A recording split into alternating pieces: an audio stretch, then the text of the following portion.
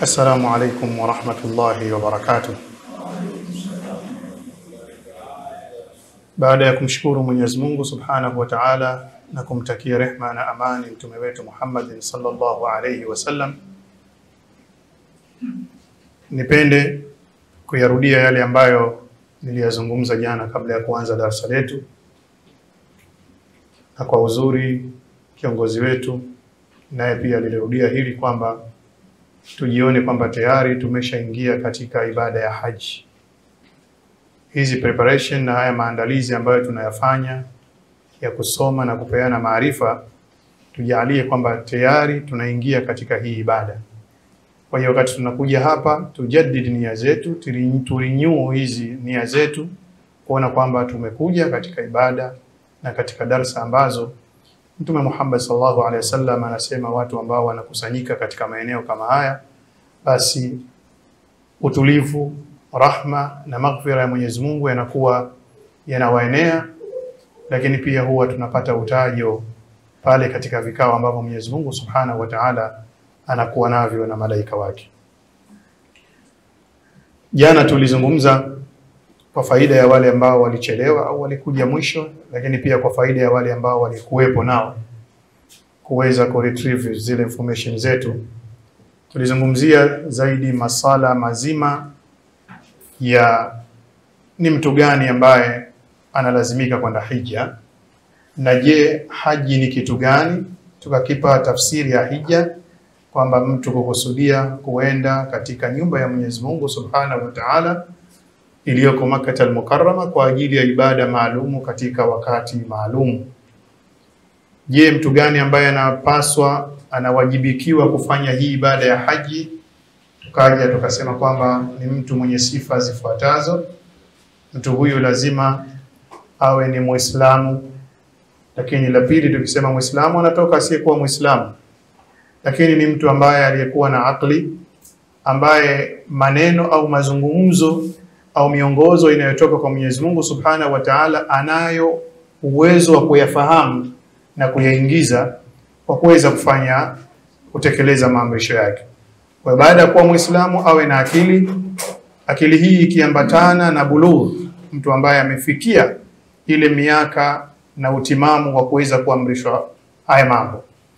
Jingine tukasema awe huru, kwa maana asiwe ni mtu ambaye mwenye kumilikiwa, na tunazitaja hizi kama nilivyosema. Angalau hivi sasa situation hizi hazipo, lakini watu wanabidi wafahamu kwamba katika vitu ambavyo vinatakiwa mtu awajibike kwenda haji, mojawapo anatakiwa awe huru, kwa maana asimilikiwe na mtu mwingine. Jambo lingine tulokuwa tumelitaja tukasema mtu awe na uwezo, na uwezo wenyewe kwa maana kikubwa zaidi ni uwezo wa kimali. Kwa maana anaweza akawa na uwezo wa kimali lakini asiwe uwezo na nguvu, basi wapo watu ambao wataweza kusimamia mambo yake haya kuweza kutekeleza ibada kwa mali yake inaruhusu. Ima yuko hai lakini nguvu hana, au amefariki, basi wale ambao watakaokuwa wanaweza kumtendea au kumsimamia wakaweza kumtekelezea. La mwisho katika yale tukazungumza swala zima la swala la mwisho tulizungumza muhrim. Tukaweka wazi ni yupi ni muhrim, kwa maana zaidi ni yule mtu ambaye anakwenda kulinda heshima ya mwanamama au dada ambaye anataka kwenda kufanya ibada. Na muhrim anaweza akawa ni familia, baba, kaka, au watu ambao wanaweza kumsimamia. Ikishindikana, basi tukasema kwamba apate kikundi au umoja au watu wanaofuatana nao ambao ni watu waaminifu, ima ni wanawake wenzake au huenda wakachanganyika na wanaume wengine, kwa maana kukawa na firqa iliyokuwa na amani. Baada ya hapo tulizungumza falsafa zima, malengo mazima na madhumuni mazima ya mtu anayetaka kwenda kufanya hija. Analenga nini au anakusudia vitu gani? Tukataja vitu vingi. Cha kwanza tukasema kwamba ni kwenda kumtaja Mwenyezi Mungu, kuacha shirki, kuacha ibada zingine ambazo hazifanywi kwa ajili ya Mwenyezi Mungu Subhanahu wa Ta'ala, lakini pia kwenda kujenga umoja, kwenda kujenga uwiano. Jingine tukasema kwamba kwenda kujenga akhlaqi zako, tabia zako, maadili yako ili kuwa mtu ambaye ni mwema na mwenye mabadiliko baada ya kurudi kutoka katika hija. Lakini pia tukasema katika moja ya mambo muhimu ni kwenda kuziadhimisha, kwenda kuzitukuza na kuzipa nafasi kubwa zile alama na ibada ambazo Mwenyezi Mungu Subhanahu wa Ta'ala amezipanga au amezitaja. Tukamaliza wa man yu'azzim sha'air Allahi fa innaha min taqwa alqulub. Kwa kifupi, haya ndiyo ambayo tulikuwa tumeyazungumza jana yetu. Leo biidhnillah Ta'ala, kama alivyokuwa ametangulia mratibu wetu mkuu Sheikh Rajab Mgozi kwamba angekuwepo Sheikh Katungunya, lakini yuko nje ya Dar es Salaam kwa kikazi. Kwa hiyo tukaona kwamba ma la yudraku kulluhu la yutraku julluhu, kwa yale ambayo hatuwezi kuyapata yote basi tusiyaache hata kidogo. Huwezi kupata 100, basi kama una uwezo wa kupata 80 chukua. Kwa hiyo leo tutazungumza mada ya pili, zaidi itazungumzia kitu kinachoitwa umra, ambayo ndani yake kwa nafasi kubwa sana tutazungumza kitu kinachoitwa ihram. Tukiangalia kwa ujumla katika mada zitakazokuja, na tunatarajia inshallah kuwepo na shekhe wetu Sheikh Taha Suleiman Bani wiki ijayo, yeye atakuja kuzungumza hizi aina za hija. Hija ziko aina tofauti, atakuja kuzizungumza. Lakini sisi tunaweka msingi, stepping stone, wapi pa kukanyagia kwanza kabla tujakwenda huko. Kwa hiyo tunazungumzia kitu kinachoitwa umra, ambayo ni part and parcel, yani kwa maana kwamba ni moja katika matendo ambayo yatakayokuwa ni njia yako ya kwenda kukamilisha ibada yako ya haji. Umra ni kitu gani? Jana tulisema haji ni makusudio ya mtu kwenda katika nyumba ya Mwenyezi Mungu Subhanahu wa Ta'ala kwa ajili ya kutekeleza ibada maalumu katika wakati maalumu akiwa katika mji wa Makkah. Lakini je, umra ni nini? Umra kilugha, umra maana yake ni ziara. Umra maana yake ni ziara kilugha. Lakini tunapofundishana hapa kisharia na dini ya Mwenyezi Mungu na kifiki, tunaposema umra ni ile ziara ya kwenda nyumba tukufu ya Mwenyezi Mungu Subhanahu wa Ta'ala kwa ajili ya matendo maalum, kama ilivyokuwa makusudio ya kwenda katika nyumba ya Mwenyezi Mungu Subhanahu wa Ta'ala kwa wakati maalumu kwa ajili ya kukamilisha ibada maalumu. Ili ndio haji. Umra yenyewe ni ziara katika wakati wowote. Tofauti ya umra tulitaja jana kidogo na haji. Haji ina muda wake maalum. Umra ni wakati wowote unaweza ukafanya umra. Lakini yote haya matendo yanafanywa katika nyumba ya Mwenyezi Mungu Subhanahu wa Ta'ala katika mji wa Makkah. Wakati tunazungumzia umra, nipende kutoa kama tafsiri katika ibada zozote tunazofanya, ibada za swala, ibada za saumu, ibada za haji, kuna terminology na misamiati ambayo inatumika. Hii misamiati tukiweza kuishika mapema, basi uko mbele tutakuwa tunaitumia ukiwa wewe tayari unaijua kwamba anaposema mwalimu ili jambo ni sunna, basi maana yake kumbe nikilitekeleza na kuwa ni mwenye kupata thawabu, na nikiliacha na kuwa sipati dhambi yoyote. Sasa katika haji kuna vitu vinaitwa nguzo, au wanaita rukun kwa Kiarabu. Alafu kuna vitu vinaitwa wajib, na sisi Kiswahili tunataja hivyo wajibu. Na kuna vitu vinaitwa sunna. Tunapoingia kusoma zaidi kwenye hija na umra, tutakuwa tunayatamka sana haya mambo. Kwa hiyo ukiweza kuyakariri haya mambo maana yake nini? Yaani naweza nikakwambia mfano, kuhirimia ni sunna. Kwa hiyo wewe utakuwa unajua kabisa hili nikilifanya tapata thawabu, lakini nikiliacha sitoharibu ibada yangu. Lakini ninapokuambia kwamba kuhirimia ni nguzo, moja kwa moja ujue kwamba nisipohirimia maana yake nimeacha nguzo, na nikiacha nguzo ibada yangu haipo. Sawa jamani? Niyatu dukhuli fi nusuk, nia sasa ya kuingia katika ile ibada ya hija ndio tunaita sasa ihram. Tunapokuambia wewe sasa hebu fanya ihramu katika haji, kwa maana hirimia sasa, ile nia yako iweke sasa kwamba sasa ndio unaingia katika ibada ya hija. Hauwezi ukaingia katika ibada yoyote bila ya nia, na ndio maana hata tunapofunga tunaambiwa tuwe na nia. Man lam yubayyitu siyama fi layli fala siyama la. Labda iwe saumu ya funga, lakini saumu ya fardhi alafu mpaka unalala usiku na unaamka huna nia ya kutaka kufunga. Sio kwamba lazima uitamke au usitamke, huko ni masuala mengine, lakini ile nia tumawaza sasa kesho mimi nafunga, ile kwamba kujiwekea vile, huna ile habari ile, basi wewe unakuwa huna funga.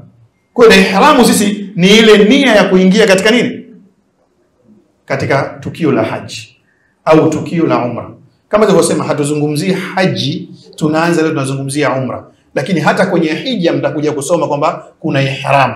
Sisi leo tunaingia ihramu ya nini? Ya umra. Ihramu ni nia ya kuweka wewe kwamba sasa ninaingia katika ibada yangu, ima ya umra au ya haji. Na hii ihramu ni kitu nguzo.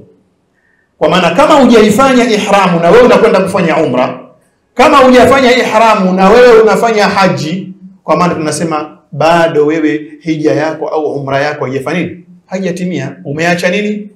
Nguzo. Je, ihramu inakuwaje? Ihramu ina aina mbili. Ihram ina aina mbili. Kuna ihram ya muda, yani ihramu ya nyakati, alafu kuna ihram ya eneo. Wanasema al-ihram au al-miqat az-zamani wa al-miqat al-makani. Yani kwa maana kwamba sio muda wowote unaweza ukafanya ihram. Kuna muda maalumu ambao wewe unaweza kufanya ihram, hasa kwa yule ambaye kwa maana kwamba si mtu wa umra, mtu wa hija na muda wake. Sisi leo tunazungumzia nini? Umra hapa. Ihramu ya watu wa hija inakuja muda maalumu. Utakapoingia mwezi wa Shawwal, utakapoingia mwezi wa Dhulqaada ambao ndio huu ambao tunao, na 10 la mwanzo la Dhulhijja. Kabla ya hapo, kwa maana kama ukitaka kwenda hija huwezi kuhirimia ukiwa katika mwezi wa Ramadhani. Sawa jamani? Huwezi kuhirimia baada ya mwezi 10 wa Dhulhijja ndio wewe unahirimia kwenda hija. Muda wa kuhirimia unakoshafanya nini? Ushapita. Lakini kwa sababu tuko katika umra, wakati wowote unaweza kuhirimia. Sawa jamani? Na ili tujue, kwa sababu Shawwal ishaingia, Dhulqaada ndio hii. Sasa hivi watu tayari washahirimia hija. Nadhani kuna watu tayari sasa wako Maka sasa. Nadhani wengi tuna mitandao kuna watu washawasili wa Indonesia, wa Malaysia, wakwenda kula kama miezi 2, 3, wanaingia wanahirimia mapema katika ibada yao. Sawa. Kwa sisi kuhirimia kwetu na kutia kwetu nia kwa ajili ya kuingia kwenye ibada, zipo sehemu maalumu kwa wale wanaokwenda kufanya umra. Nyinyi hapa mnakuwa na mchanganyiko wa ibada. Kwa maana mnapokwenda huku, lengo lenu ni kwenda kufanya haji. Hili ndio lengo kuu. Lakini sasa kwa sababu sisi tutafanya aina ya ibada fulani ambayo kabla ya hija tunatakiwa tufanye nini? Umra. Alafu hija itakuja baadaye. Kwa sababu hija ni mwezi 8 huko. Mfungo 3. Sisi tutaondoka tarehe ngapi shekweka? Tarehe 26 kwa mkia 27. Inaweza ikawa mwezi 25, 20 na kadhaa, kwa maana kwamba inakuwa ile haji bado haijafanya nini, haijaanza, wewe tayari ushafika Maka. Kwa hiyo kabla hujafika Maka tunakutaka sasa wewe ufanye umra. Baada ya umra yako ndio utatulia Maka ukiwa nasubiri sasa ibada ya hija.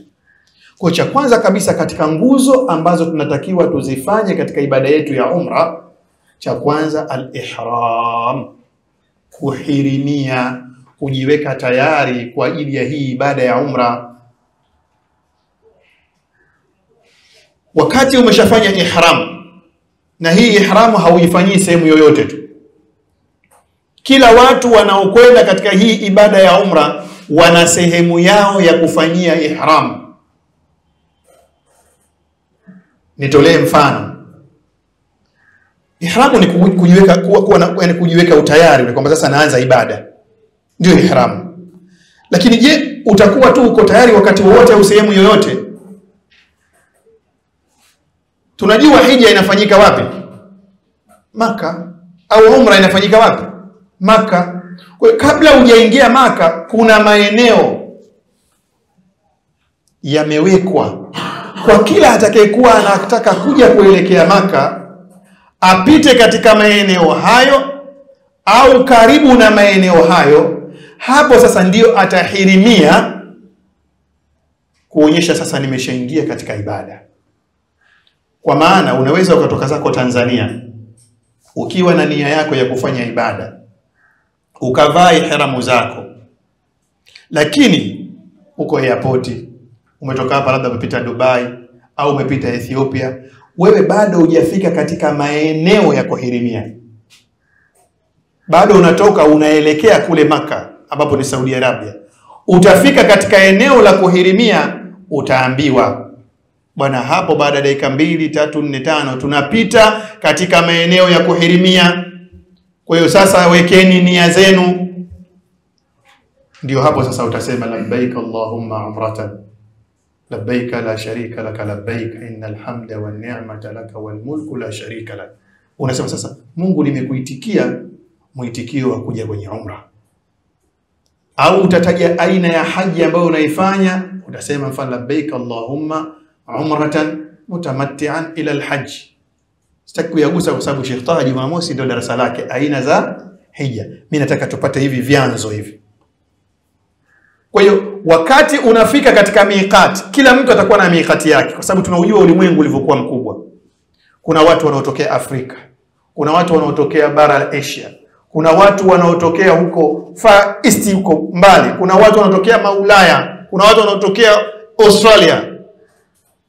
Kila mtu kabla hajafika Maka kuna baadhi ya eneo watapita, ambapo hapo ataambiwa wewe unayetokea huku miqati yako, sehemu yako ya kuhirimia ni hapa. Mtume sallallahu alaihi wasallam aliziweka hizi alama.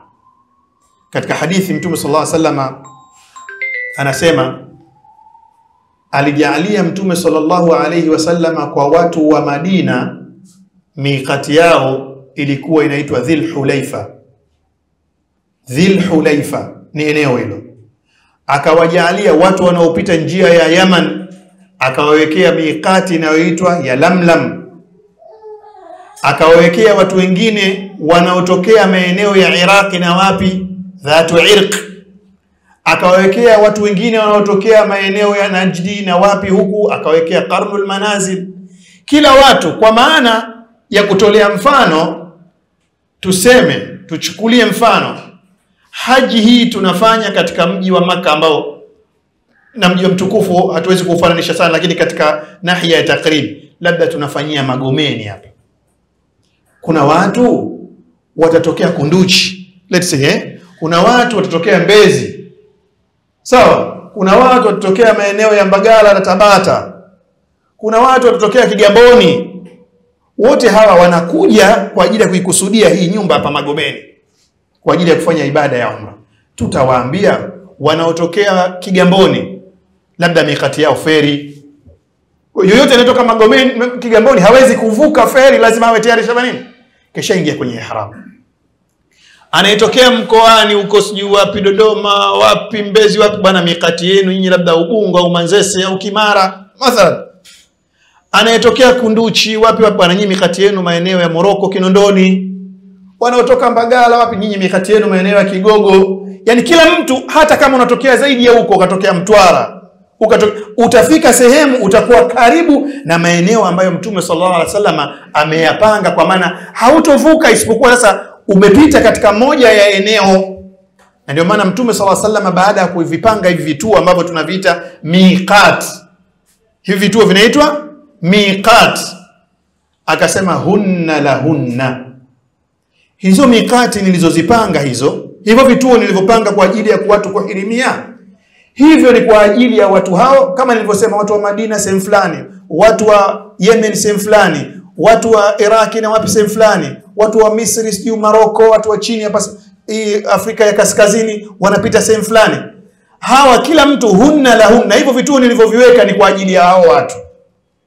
Waliman ata alaihinna, na kila atakayekuwa anakuja kupitia hivyo vituo, min ghairi ahlihinna, asiyekuwa katika hao. Kwa maana leo kituo labda cha Yalamlam kimewekwa kwa ajili ya watu wa Yaman, lakini kama natoka Tanzania, mimi transit yangu naingia Yaman ili kuingia Saudia, itabidi na mimi niungane na watu wa Yaman kuwa miqati yangu itakuwa Yalamlam. Natoka Tanzania, natoka moja kwa moja na kwenda Madina, siendi Maka. Sawa? Nikifika Madina, wakati natoka sasa kwenda kufanya umra kwa ajili ya kutekeleza ihramu, kabla ya kufika Maka nitapita katika miqati ya watu wa Madina, kwa sababu nimepitia Madina na mimi nitaungana na watu wa Madina. Tunafahamiana jamani? Kwa hiyo hii ni miqati ambayo ndiyo tunakwenda kutekelezea nguzo yetu ya mwanzo. Nguzo gani ya mwanzo ya umra? Nguzo ya kwanza ya umra ni nini? Kuhirimia. Hii ndio nguzo ya kwanza. Wengi wanadhani kuhirimia ni kuvaa yale maguo yani mtu anaona akiwa hapa labda airport pale keshavaa zile ihram zake au kina mama kisha doka hirimia. Kuhirimia ufike katika lile eneo sasa huo umejiboost. Na kikubwa ni nini? Kikubwa yani kujiona kwamba sasa naingia katika maeneo fulani.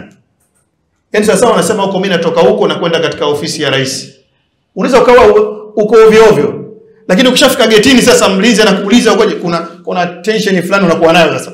Sasa naingia katika eneo la tukio. Ni sawa sawa na swala kama tulivyosema, umetea udhu huku unaongea na mwenzako unakwenda, lakini ukishafika katika safu yako unaweza kama msogea mtu, lakini ukishasema Allahu Akbar umekata network zingine zote.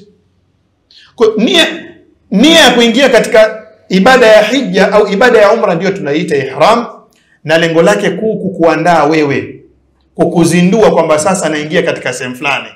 Usiingie kama tu unaingia sehemu yoyote.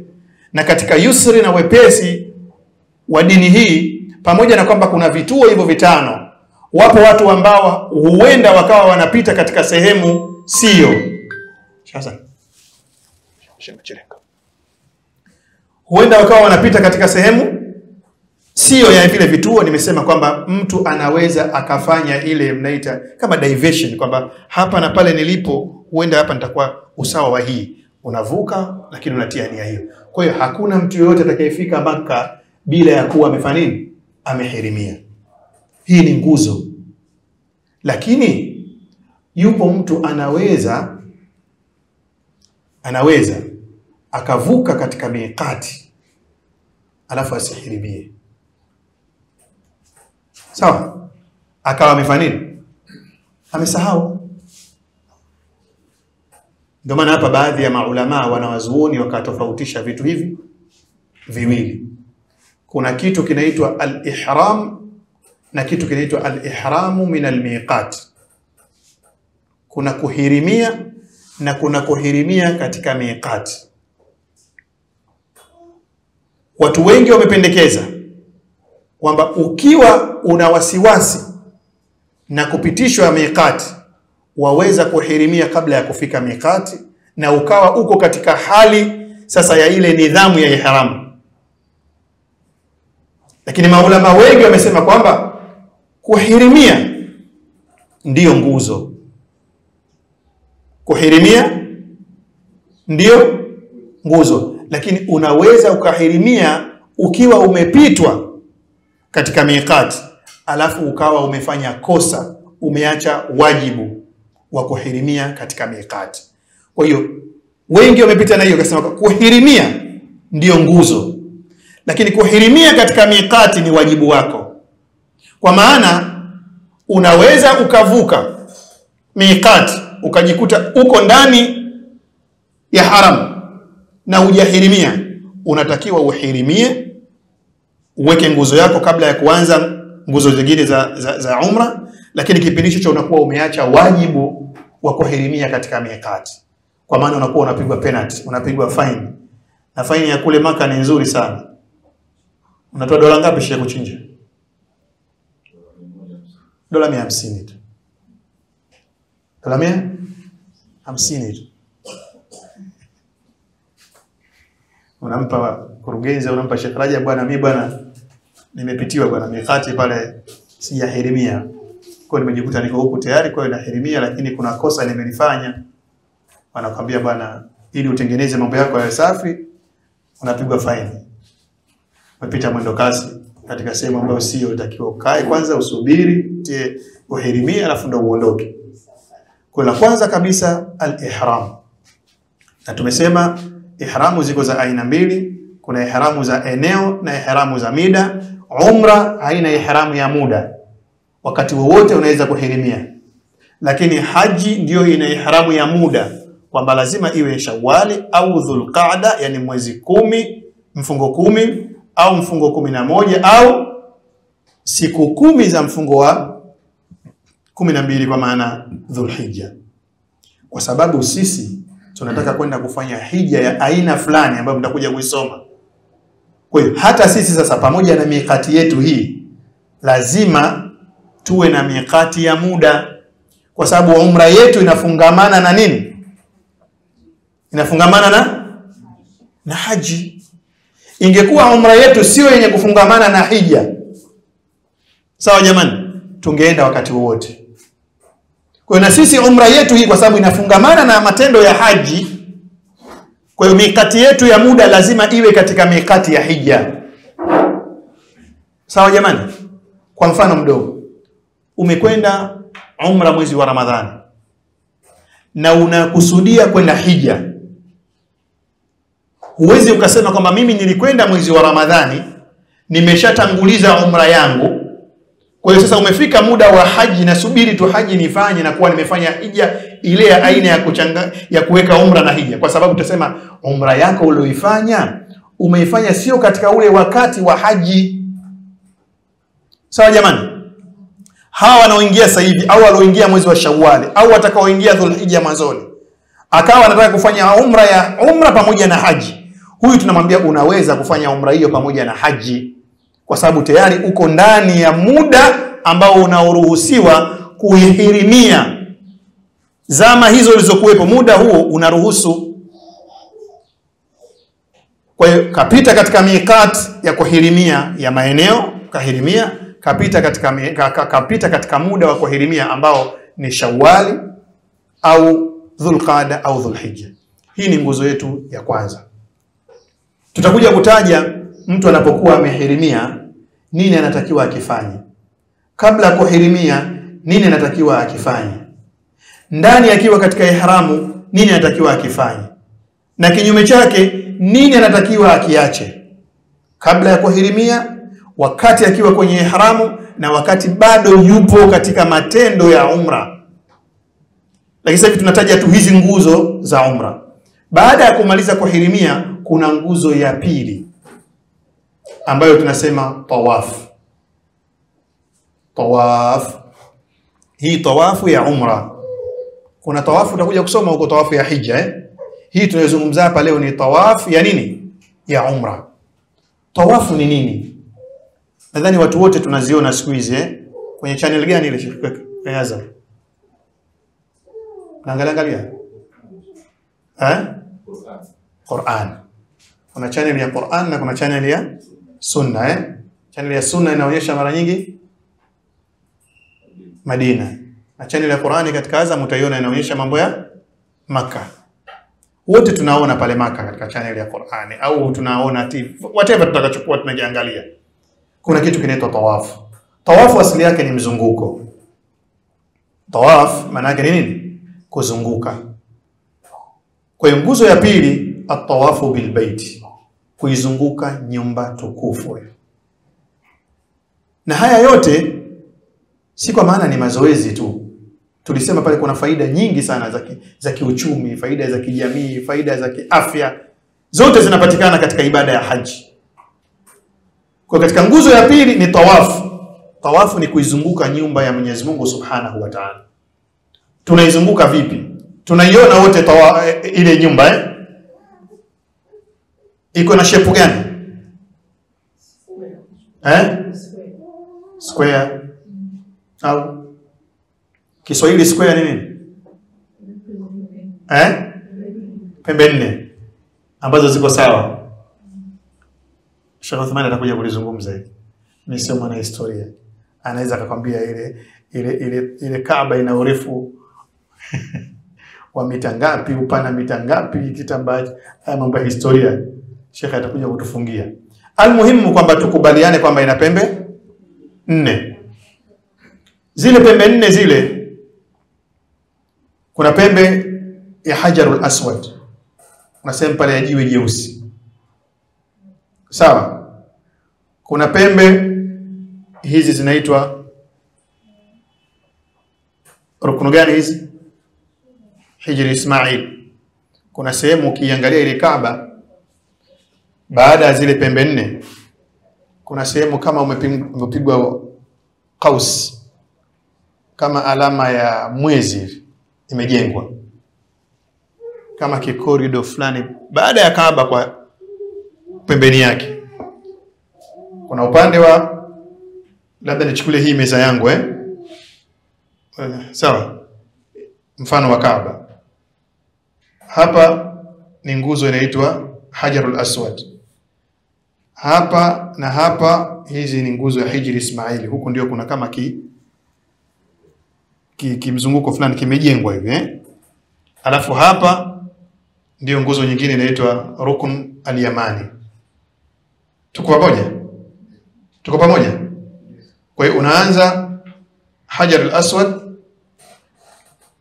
unakutana na Hijri Ismail, unapita nje yake mpaka ukimaliza unakuja Rukunul Yamani, unakutana tena na nini ulipoanzia?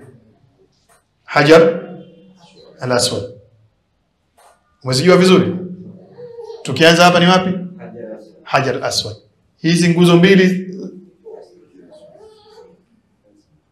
Hijri Ismail. Hii hapa Rukun al-Yamani. Hapa tunarudi Hajar al-Aswad. Sasa tunatakiwa tuizunguke hii. Katika kuizunguka hii tunaambiwa tuanzie Hajar al-Aswad. Wakati unazunguka Al-Kaaba inakuwa upande gani? Wa kulia, wa kushoto? Wakati wewe unaizunguka Al-Kaaba, Kaaba inakuwa umeipa upande wa kulia, kushoto?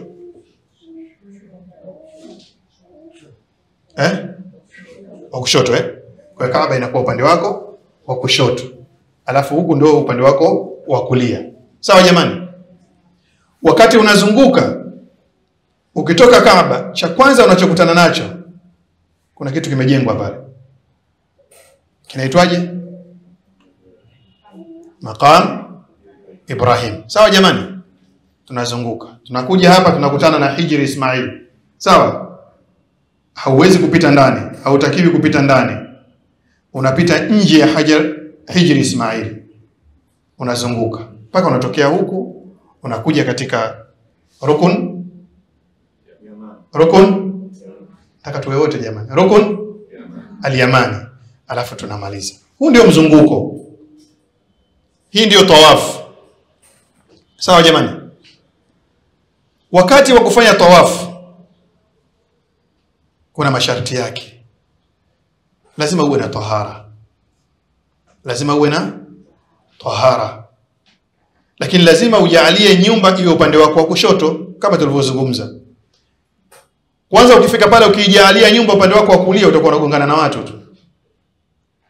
Yaani ukiwa wewe unatofu unakwenda huko watu wote wanakuja huko. Kwanza mwenyewe lazima utajiwekea vipi? Hata watu watakwambia rudi huku. Sawa jamani? Kwa hiyo cha kwanza uwe na tahara.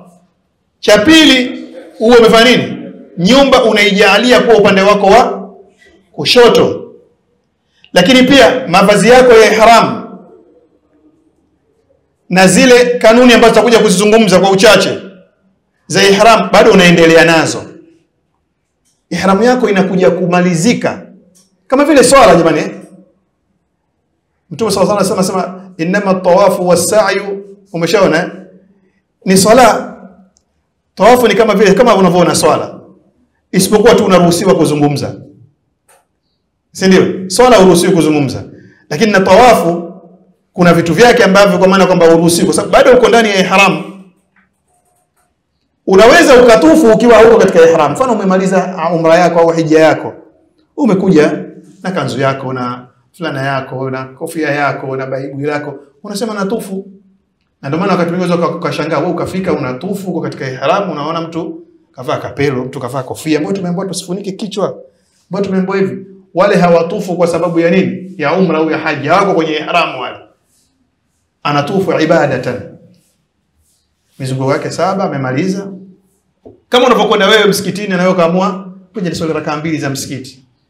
Na ndio maana watu wengi wasema kwamba haram zile tahiyatul masjid ya haram ni kufanya nini? Kufanya tawaf. Isipokuwa tu kutokana na vurugu hivi sasa. Tangu unafanya tahiyatul masjid unaweza ukapitwa na swala. Wewe unatosheka, waachie wenzako, utafanya tahiyatul masjid yako lakini kama pako wazi, tahiyatul masjid yako wewe ni kufanya nini? Kufanya tawaf. Kwa hiyo wakati wa kuzunguka tunazunguka mara ngapi? Mara 7. Wote tunakubaliana Na zote tunazozunguka hizi mara 7 kuna mfumo wake. Wanaume wakiwa wamevaa zile haramu zetu, sawa, katika zile 3 za mwanzo, 3 za mwanzo wanaume wanatakiwa wafanye nini? Usio kukimbia. Ukimbia pale uwezi pale. Kidogo ukaze mwendo. Na hii ndio tawafu tunaita wakati tawafu al-qudumi au tawafu al-umra. Mtume sallallahu alaihi wasallam aliwaambia masahaba zake wakati wanaingia pale, wamezuiwa kufanya ibada. Mwaka waliokuja walivyokuwa wameruhusiwa, aliwaambia masahaba zake wafanye nini? Waache mabega yao wazi, kwa ajili ya kuonyesha zile nguvu zao, sio udhaifu wao. Kwa hata sisi ambao tunaokuwa tunafanya tawafu, basi ni sunna kwetu pia kufanya nini? Kwa wanaume kufanya kitu kinaitwa al-ittiba, kwa maana kuacha bega moja lako la kulia wazi. Lakini pia tukaze mwendo. Usitufu ukiwa goigoi, ukiwa unaumwa au mazingira. Na nikisema hivi ukiwa goigoi, yani si kwa maana tena ndio uende ukawavamia wenzako kawapige vikumbo. La, utufu katika ibada ambayo unajua kabisa huyu, na nilizungumza jana kuoneana huruma unaweza ukapita ukamwona kikumbwe kumbele yako anatakiwa kukanyagwa, basi msaidie, muinue. Na wakuta watu wanapambana, wewe kaa pembeni, mwache apite. Hakadha alhayatul imaniya. Baada ya kufanya zile tawafu 7, mizunguko 7, hii ni nguzo yetu ya pili. Kuna nguzo ya 3. Nguzo ya 3 ni ipi? Walosoma vitabu. Sheikh hapa vitabu hawajasoma jana. Wamesoma. Sasa tunasikii walosoma vitabu. Nguzo ya 3 ni ipi? Safa na Marwa. Unaenda kuitazama. Maana Safa na Marwa sawa sawa na ukisimama hapa jangwani, hapa ukaangalia jangwani kule. Si ndio? Upande mmoja unakuwa ni Safa na upande mwingine unakuwa ni nini? Ni Marwa. Ushazunguka 7 zako. Nguzo, mimi nazungumzia nguzo jamani. Mngeweza kana mbona kitu fulani tujafanya? Nazungumzia vitu ambavyo ni lazima uvifanye.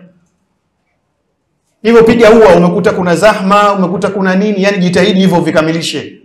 Uhirimie, utufu mara 7, uende Safa na Marwa. As-sa'i baina as-Safa wal Marwa. Unatoka Safa, zipo dua nini kila kitu, lakini wewe unachotakiwa kwanza utimize haya mambo ya lazima. Unaanzia Safa, unakwenda Marwa 1. Ukirudi unakuwa umekamilisha ngapi? 1 2. Sawa jamani? 3. Ukirudi 4. 5. Ukirudi. Kwa hiyo ukianzia Safa unamalizia wapi? Tumeanzia Safa jamani. Tumekwenda Marwa 1, tukirudi Safa 2. Tunakwenda 3, tukirudi 4. Tunaenda 5, tukirudi 6. Namalizia kule ulipokwenda. Asante. Asante bibi. Sharaja, kuna zawadi? Motivation bana, mashaallah. Thamba. Unamalizia kule unakokwenda, sio ulikotoka. Ukijikuta unamalizia ulikotoka, umepiga 8. Lakini wapo wale wanaopiga 14. Wanapiga? Wanahesabu vipi hao? Kama mwisho 7 tu. Namalizia pale. Sasa mimi nataka kumchanganya. Unamalizia kule unapokwenda kule. Uliposema mwanzo. Ukirudi huko umeumia.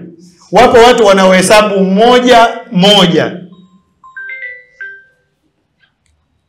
Unanielewa? Wapo watu wanaohesabu anakwenda anarudi ndio 1. Anakwenda anarudi 2. Kwa hiyo anakuwa anapiga ruti ngapi? 14. Ambazo hazipo. Unazotakiwa wewe upige 7. Kama ni ruti kama mnavyosema dada, basi ruti 3.5. Sawa?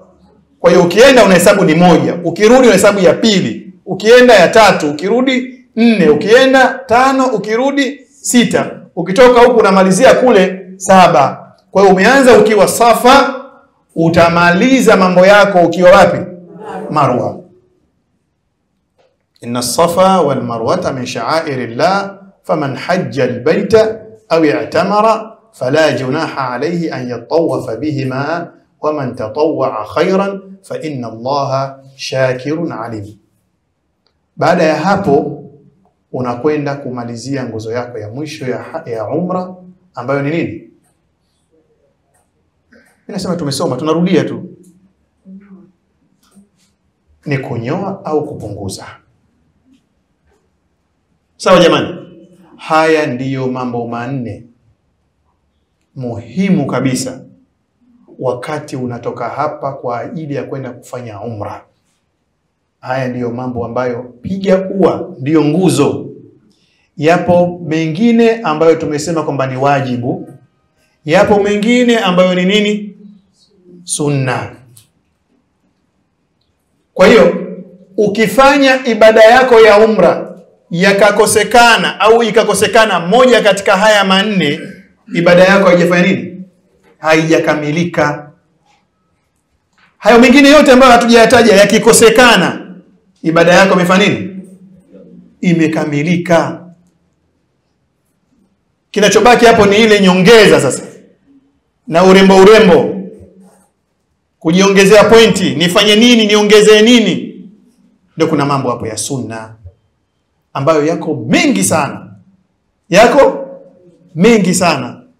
Lakini pia yapo mengine sio sunna, unaweza ukayaona tu. Wewe umekwenda kufanya umra, unaongozwa na shekhe au Sheikh Uthmani, yote sasa. Mbona huyu bwana hatufanyishi hichi? Wenzetu walikula, unajua wamesimama pale wanaomba dua, wamesimama pamoja. Sheikh, mbona sisi tufanye vile, umra yetu itakuwa hajatimia? Lakini kama umesoma unajua kabisa lile wale wanaofanya la ziada. Sheikh, na sisi naomba tufanye dua kidogo. Haukatazwi. Si ndio? Haukatazwi. Sheikh, mbona sisi tunapita tu hapa tunazunguka tufanyi dua katika hizi tunazozunguka? Sio nguzo. Sawa jamani? Sio nguzo. Zipo ambazo Mtume sallallahu alaihi wasallam amezitaja kama sunna. Kwa mfano, wakati wa kuhirimia. Ukiwa unahirimia, kupaka mafuta mazuri wewe mwenyewe katika mwili wako, kutia udhu, haya yote ni katika mambo ya sunna. Atakuja kuyazungumza Sheikh Taha wakati anazungumza vitu vyote. Leo nataka tupate core things vile, vitu vile misingi. Kwa hiyo ihramu tumesema, tunarudia tena, ihramu ni ile nia ya kuingia katika ibada, na ihramu ina muda wake na sehemu zake.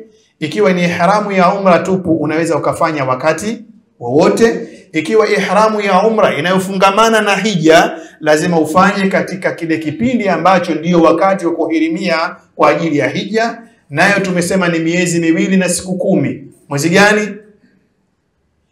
Shawwali, ambayo ni mfungo ngapi tunaita Kiswahili? Mfungo mosi.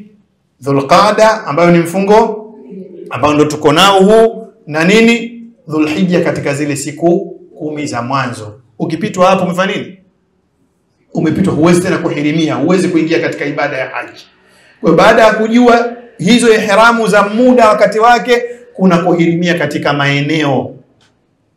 Tumetaja maeneo mengi, tukasema kuna maeneo ya Lamlam ya watu wa Yemen, kuna maeneo ya Dhulhulaifa au Al-Juhfa ya watu wa Madina, kuna maeneo ya Dhati Irqin watu wanaopitia labda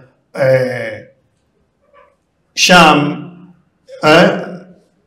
wanaopitia Iraqi, kuna maeneo Qarnul Manazil watu wa Najdi, mshaona, watu wa Riyadh, watu wa wapi. Kila mtu atapita katika sehemu yake ambayo ametajiwa, au atapita katika sehemu ambazo kama anaungana na watu wa eneo lile atakuwa katika hukumu ya wale watu. Hii ndio ihramu kwa ujumla. Baada ya hapo kuhirimia, tunakwenda tunafanya tawafu yetu katika nyumba tukufu, tawafu ambayo tunaanza kuzunguka kuanzia Hajarul Aswad, tunazunguka mpaka tukirudi huku moja mpaka mara 7, tumemaliza nguzo ya pili. Baada ya hapo tutaelekea Safa na Marwa kwa ajili ya kufanya sa'i ya kutembea kutoka juu Marwa kuelekea Safa, ambazo sehemu hizo zina historia ndefu. Mimi sio mtu wa historia, mimi nafundisha zaidi kanuni. Sheikh atakuja kufundisha historia. Mimi nataka ujue ile misingi, alafu utajua sasa zile historia zake baadaye. Utatoka Safa, Marwa, Marwa Safa, wa hakadha mpaka 7 utamaliza. Ukimaliza kule unabakiwa na nguzo yako ya mwisho ambayo ni nini? Ni kwenda kupunguza nywele au kunyoa. Baada ya hapo unakuwa umemaliza ibada yako ya umra. Unarudi katika hali yako ya kawaida kama ambavyo uko Kariakoo, uko Magomeni. Yani ushamaliza ihramu yako, umeshakuwa na tahallul. Sawa jamani? Unaishi katika maisha ya kawaida. Nenda haramu, kafanya umra ya pili. Anasema ya Sheikh, dada aliuliza jana, mimi nakwenda kuswali tu msikitini, mimi nataka kufanya hivi. Fanya ibada zako ukiwa unasubiri kuhirimia tena kwa ajili ya ibada ya hija mwezi 8. Lakini hapo katikati hapo wewe uko huru hivi sasa. Kwa hiyo hizi ndio dondoo fupi kabisa za ibada ya haji na ibada ya ihram. Ibada kubwa ya umra ni ibada ya kuhirimia, kwa sababu ndio ambayo inakuingiza, unakuwa katika hali hiyo mpaka unakuja kumaliza. Ukishamaliza ndio unatoka kwenye ihram, kwa maana sasa unarudi katika hali yako ya kawaida. Katika kuhirimia, wakati unahirimia kuna vitu vingi sana kabla ya kuhirimia unatakiwa unaweza ukavifanya. Kwa sababu unaingia katika ibada, unatakiwa mtu uwe katika hali ya usafi. Unatakiwa uwe katika hali ya usafi. Kwa maana ya kwamba taklimul adhafir, kukata kucha, kupunguza nywele zetu, kujitia mafuta mazuri, tibi, sio nguo, mwili. Sawa jamani? Lakini mwanamume anatakiwa awe katika izar na rida. Mwanamume ihramu yake Sheikh atakuja nayo Jumamosi ijayo, kwamba anatakiwa avae yale mashuka mawili abyadaini, mashuka meupe mawili. Na yale mashuka sio lazima kama yale, lazima yale mataulo ni mashuka ya aina yoyote, bali ni vitambaa viwili vyeupe. Na ndio maana unaweza kufika kule ukawakuta wa Pakistani bado katika ile sio locality ile ya zamani kabisa. Mtu anamkuta kapiga ile kaniki yake kabisa nyeupe. Hana hii ya taulo hizi za kisasa. Maana ihramu zipo mpaka za riali 200, mpaka za riali 500. Mpaka za riali 20. Sawa? Kwa hiyo unavaa mashuka yako mawili, mmoja unakuwa na izare ambayo tunakuwa tunalifunga kiunoni, na lingine linakuwa rida ambalo linakuwa ni la nje. Lakini wanawake anaweza kahirimia katika nguo za aina yoyote, madam tu zile nguo kwa maana kwamba zinamstiri, lakini pia hazimuonyeshi mwili wake, maungo yake, maumbile yake, kwa maana anakuwa katika vazi la stara. Baada ya hapo, katika hizo nguo za kuhirimia, lakini pia anatakiwa asivae nguo za kushonwa mwanamume, labsul makhit. Kwa maana unapokuwa umevaa ihramu yako hautakiwi tena ndani umevaa bukta, sijui umevaa traki, umevaa sijui msuri wako, izar na rida peke yake. Lakini pia anapokuwa sasa ameshaingia katika ihram, hatakiwi tena sasa kukata kucha. Alitakiwa vitu hivi vifanye kabla. Hapo sasa unakuwa umezuiliwa kukata kucha. Umeshaona umezuiliwa tena kujipaka uturi. Na katika kujipaka uturi wakati mwingine sio lazima kujipaka, hata wakati mwingine kutumia sabuni ambazo zina manukato ya uturi hazitakiwi. Ndio maana mashehe na madada zetu wanakuwa mara nyingi kabla tujaondoka wanapewa zile sabuni nini inaita? Za blue zile.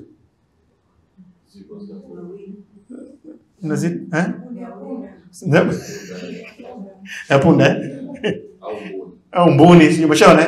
Yote kujiweka katika hali fulani wakati wa ihram. Ukimaliza ihram fabiha waniana. Lakini utakiwi kutumia hivyo manukato, utakiwi kukata tena nywele zako wakati uko ndani ya ihram. Si ndio? Haya yote ni mambo ambayo yanakatazwa ukiwa ndani ya ihram. Lakini utakapokuwa umeshamaliza ihramu, kwa maana ihramu yako inakwisha pale unapokuwa umemaliza nini? Ibada yako. Haya ni katika mambo ambayo kwa namna moja au nyingine hayatakiwi mtu kuwa nayo ukiwa katika ihram. Kwa hiyo ibada yetu ya umra ni fupi sana, na ibada ya ihramu ni hiyo ambayo nimeizungumza. Na miqati tumesema ni maeneo au ni mida ambayo mtu anatakiwa ndio afanye ihramu au atekeleze ile ihramu yake katika yale maeneo, vituo vile, au katika mida ambayo inatakiwa mtu ayafanye. Kwa uchache sana, kama kutakuwa na maswali Sheikh Rajab kabla ya saa 9 tuweze kuyapokea, na kama kutakuwa na istifsari mtu hajaelewa basi pia ni nafasi hii. Tafadhali, nashukuru. Naona swali la kwanza pale kwa jina amenyosha mkono. Nadhani nilikuwa zaidi nimeweka msisitizo katika matukio muhimu. Kuna vitu vingi ambavyo vinatakiwa vifanywe wakati wa kutekelezwa hii ibada. Sawa jamani? Vitu vingi sana, lakini nisema kwanza nisichanganye madawa. Kwanza uelewe hivi vitu vinne. Natakuja kufahamu. Katika nguzo zetu tulisema ya kwanza ni ipi mama? Nguzo za umra. Ya kwanza ni ipi? Katika nguzo za umra ya kwanza tulisema ni ipi? Nguzo za umra tumezitaja 4. Ya kwanza kunuia, ambayo tumeihitaje? Kuhirimia. Sawa? Nguzo yetu ya pili tukasema ni ipi? Tawafu, ambayo ndio anaulizia mama, tukiwa sasa katika hiyo tawafu tunazungumza nini au tunafanya nini? Sawa? Nguzo ya tatu tulisema ni ipi? Safa na Marwa, kwa maana kusai. Nguzo ya 4 ambayo tunamalizia ni ipi? Nyoa ukata nywele. Sasa kwanza nianze na swala la Sheikh pale. Sheikh kauliza swali la baada ya kutufu. Vipo vitu vingi, kwa mfano wakati tunafanya ihram, sunna tumezitaja hapo, si ndio? Kuoga, ightisal, kwa maana kuoga kabla ya kuhirimia, kwa maana kujiweka katika hali ya usafi. Hizo zote ni sunna. Lakini pia ukiwa katika ihramu ile tayari umeshaingia katika ihramu, tumesema kuna baadhi ya majambo ambayo wewe hutakiwi kuyafanya, lakini tayari ushaingia katika ibada. Kwa maana hapa unatakiwa wewe ujihisi kwamba niko katika nusuk, kwa maana uendelee kupiga talbia. Ile talbia ambayo jana tulikuwa tunaisoma mwisho hapa labbaik Allahumma labbaik labbaik la sharika lak labbaik innal hamda wan ni'mata laka wal mulk la sharika lak. Hii ndiyo slogan yetu, hii ndiyo dhikri yetu kubwa wakati tuko katika ihram, kabla hatujaingia tawafu. Sawa jamani? Kabla hatujaingia, utakapoingia tu kwenye tawafu unakata talbia. Sawa jamani? Kabla ya kuingia kwenye kutufu, dhikri yako kubwa wewe utasoma Qur'ani, utafanya istighfari, utasoma adhkari, lakini dhikri yako kubwa ni hii ya kumwambia Mwenyezi Mungu, nimekuitikia labbaik Allahumma labbaik labbaik la sharika lak labbaik. Yale tulosema jana kwamba hebu weka kwamba nimekuitikia na kweli nimekuitikia wewe peke yako, huna mshirika, ikae katika kichwani mwako. Innal hamda, haya yote haya sifa zote lazima zije kwako. Wa ni'mata, neema zote hizi ambazo nimezitoa kuanzia nyumbani, afya yangu, uzima wangu, pesa yangu, wakati wangu wa kutoka kuja huku, uwezo huu ulionipa mpaka nimeweza kuelimia, mpaka kujiongeza kwamba naweza kufanya ibada. Hii ni neema. Wangapi leo hii wana pesa lakini wao hawajapata hapo kwenda, wanapeleka watu kila siku? Wengi. Ukijiangalia wewe unayekwenda, uende ukaangalia kuna watu zaidi ya 100 wana uwezo zaidi yako wa kila kitu, lakini kwa nini wewe umekwenda, wewe hajaenda? Na wakati mwingine unaweza kuwa unajifikiria kabisa, hivi ni mimi kweli naenda hija? Inawezekana hujajenga nyumba, huna gari, huna chochote, lakini umepata hela ukaamua kwenda haji. Ni Mungu kakukumbusha. Kwa ni neema. Zote zinatakiwa istishar. Zile feelings sasa ziwe unaungana na Mungu tu.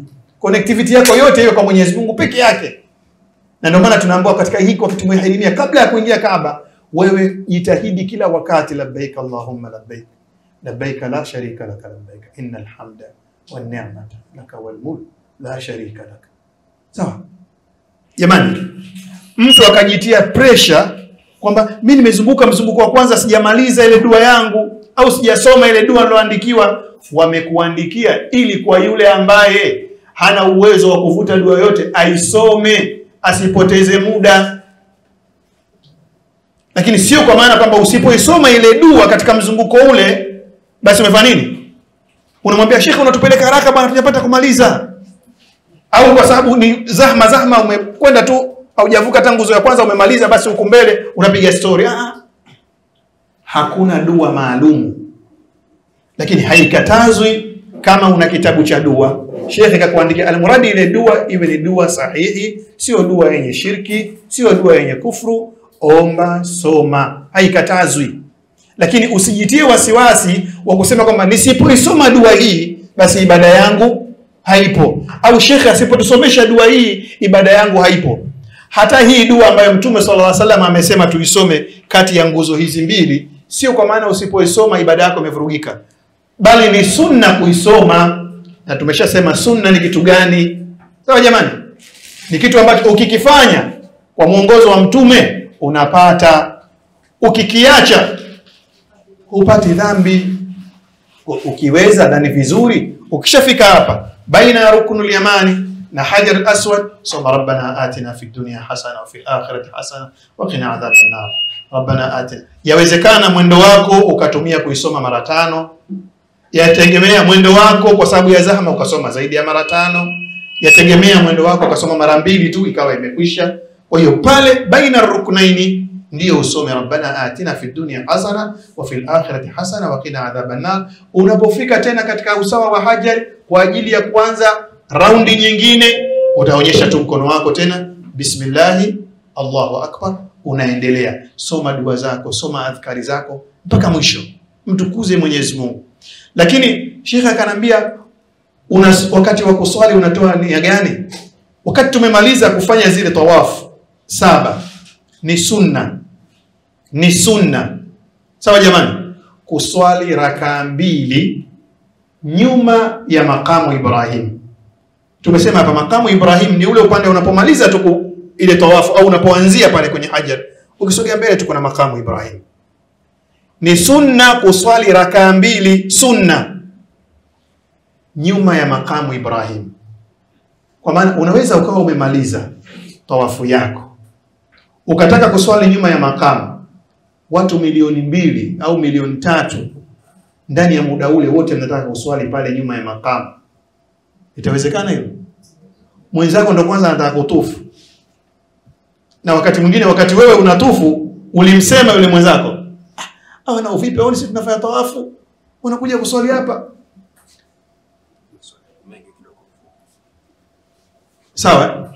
Kwa hiyo ni sunna kuswali, najibu swala la Sheikh pale, unanuia tu usalli rak'atayn sunna khalfa maqam Ibrahim, au unasema usalli rak'atayn tawaf umeshaona, yani baada ya tawaf. Na mtu unajua hizi ibada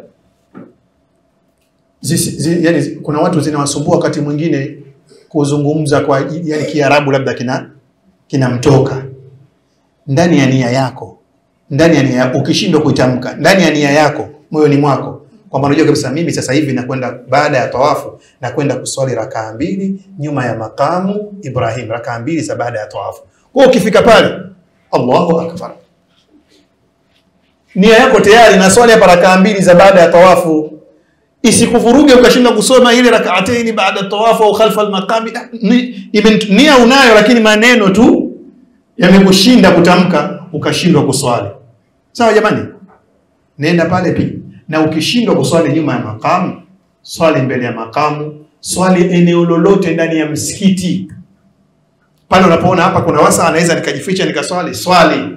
Na ukiona kwamba zahma zimezidi kuwa kubwa, kwa sababu ile jambo ni sunna, hakuna gogoro, toka nenda zako kwenye nini? Kwenye sa'i. Hujapoteza kitu, umeokoa uhai wako. Si ndio jamani? Lakini ukiwa na uwezo ukaswali ukamaliza, toka hapo nenda kanywa maji ya Zamzam. Yote haya sio lazima katika ibada. Ndio maana nikasema lazima kwanza uzifahamu nguzo 4. Hizo ukizikosa ndio umeharibu ibada yako. Haya mengine ni ya kujazia ambayo Mtume amependezesha watu wafanye watakapokuwa na uwezo wa muda, watakapokuwa na uwezo wa nguvu. Kwa ukiweza pia kwenda kule kunywa maji ya Zamzam, nenda kanywe, nenda kamuombe Mwenyezi Mungu, oga, jimwagie, nawa. Ukitoka hapo sasa panda juu katika Safa. Ukiweza kusoma aya ya Mwenyezi Mungu Subhanahu wa Ta'ala ambayo ipo inasema inna Safa wal Marwa min sha'airillah faman hajja al-bayta aw i'tamara fala junaha alayhi an yatawafa bihima wa man tatawwa khairan fa inna Allaha shakirun alim. Ukiweza kusoma hiyo peke yako soma. Ukiwa na mtu ambaye anaweza akakusomea ukawa unaitikia soma. Hujaweza na huna mtu, imetokea umeikosa, wewe fika Safa, anza kama alivyoanza Mwenyezi Mungu Subhanahu wa Ta'ala kwa kuanza kutembea kutoka Safa kuelekea Marwa. Umeweza soma Allahu akbar kabira walhamdulillahi kathira wa subhanallahi bukratan wa asila la ilaha illa Allah wahdahu la sharika la lahul mulku wa lahul hamdu wa huwa ala kulli shay'in qadir la ilaha illa Allah wahdahu sadaqa wa'dahu nasara 'abdahu a'azza jundahu hazama al-ahzaba wahda. Toka tembea nenda. Haya ukiwa ndani ya uwezo wako. Vitabu tumetoa ili wewe upate muongozo. Na mashehe wapo upate muongozo. Ujiandae ndani ya wiki 2-3. Nini natakiwa niseme wapi? Nini natakiwa niseme? Tunatarajia mashehe mtakuwa nao wakati wote. Lakini chereko na mwali wewe mwenyewe ujiandae. Shehe, swali la pili. Asante. Sasa jamani tunasema kitu kimoja Tunasema kitu kimoja. Umra yoyote utakayotaka kwenda kufanya, nguzo zake 4 lazima zitimie. Sawa jamani? Wewe kama una mpango wa kufanya umra nyingine au kufanya haji nyingine, ndio maana Mtume sallallahu alaihi wasallam alisema kama ile umra na haji zinakaribiana. Kwa mfano umekwenda umra yako umefanya mwezi 8. Si ndio? Si kwamba watu wanataka kwenda Mina au umefanya mwezi 7. Kwa maana zinakaribiana. Basi ni bora ile umra yako ukapunguza ukaja kunyoa katika ile hija. Kwa kama wewe mwenyewe ushajijua unataka kufanya kitu gani, simeelewa, unataka kufanya kitu gani, punguza taratibu. Lakini pia wanasema kwa mfano kuna mtu ana kipara asili yake, anafanyaje?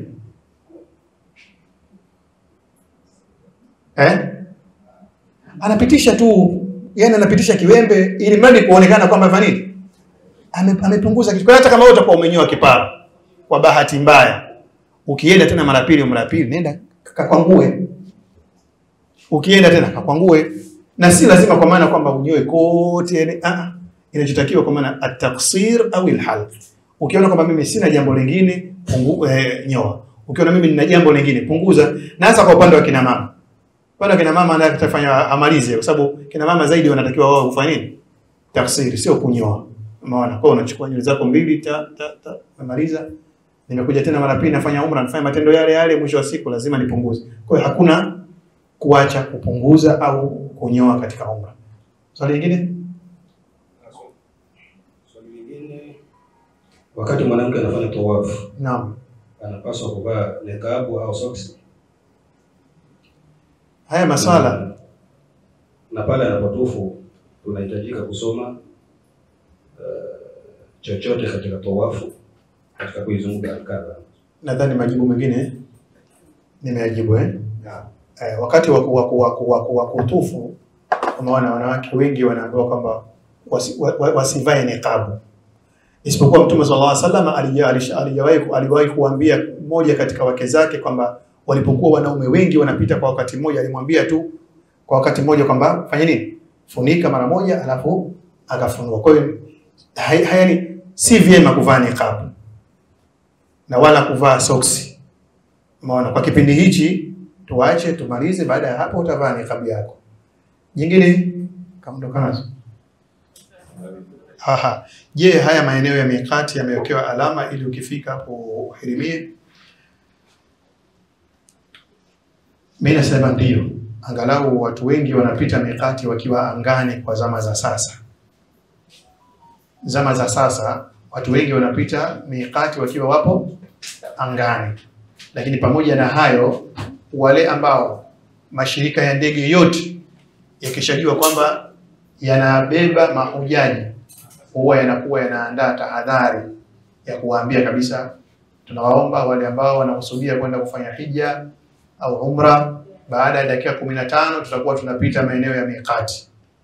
Na viongozi walillahi alhamdi, sio kwa taasisi hii, taasisi zote hilo wanalijua na wanakuwa wako alert kuandaa watu wao, kujua kwamba bwana sasa hivi bwana amkeni bwana, kama mtu alikuwa amelala ndege masaa 4-5 anahamishwa bwana hirimia muda baada ya dakika 5, baada ya dakika kadhaa umeshaona. Kwa hiyo wanakuwa wanafanya hivyo. Na utakuta unaweza kusafiri ndege moja magrupu 4, 5, 6, wote mtakuta katika eneo kama hilo, ikifika inatangazwa. Lakini wapo wengine wanaanzia Madina. Mara nyingi wanaanzia Madina kwa sababu wanakuja wakati mwingine na basi. Kwa hiyo wao huwa wanabahatika kupita moja kwa moja katika miqati, wanaswali katika ile masjidi ya pale Dhul Hulaifa, wanahirimia ndio wanaondoka. Wakija na treni pia wanaambiwa hapa tunapopita bwana ndio karibu na eneo la miqati, tieni nia. Wakipita na ndege pia wanaambiwa. Kwa hiyo ni sehemu ambazo tuweza zipo na alama. Wakati mwingine tukipita kwa mazingira fulani tunaziona, tukipita kwa mazingira mengine tunakuwa tunawekewa tu tambihi ya jambo gani ambalo tunalifanya. Nadhani kwa leo maswali yatakuwa tumefikia mwisho. Mungu Allah Subhanahu wa Ta'ala atukubalie ibada zetu. Kurugenzi, kuna jambo? Angalizo tu, vitabu tunavyopewa tuvisome. Hizi semina tunakumbushana tutakuwa, lakini elimu uwe nayo. Lisome, kwa wale wenye uwezo wa kuangalia ibada za hija waangalie, lakini inshallah tutajua kabla ya kuondoka inshallah. Naam habibi. Naam, swala la chanjo linaendelea. Tulizungumza kwamba tunaweza tukampa namba kwa mfanya mawasiliano na daktari. Daktari anapatikana hospitali ya Ugaro. Karibu sana. Kwa tayari, hata kama tulikuwa tumekusudia kwamba tutamwalika aje hapa kwa ajili ya kufanya chanjo kwa watu wote, lakini kwa mtu ambaye anataka kuifanyia haraka kwa muda ambao nao, sasa tukampa mawasiliano yake ili ukafanya mawasiliano na daktari. Yupo tayari, utamwambia nimetokea Raudha, basi kuna bei zao zimepangwa pale. Kwa kweli kwa daktari wa mwaka huu tumepata daktari ambaye anajali, bali sehemu yake naye anatoa, anafanya kama ni ibada kwake. Zile gharama zilikuwa juu kuanzia mwaka jana na miaka yote ya nyuma iliyopita, lakini kwa mwaka huu alhamdulillah gharama zake zipo chini. Baada ya kusema hayo, Hajati Mtoro hapo na Hajati Asia na Hajati Ruqayya, inshallah unaweza kuja kufanya service.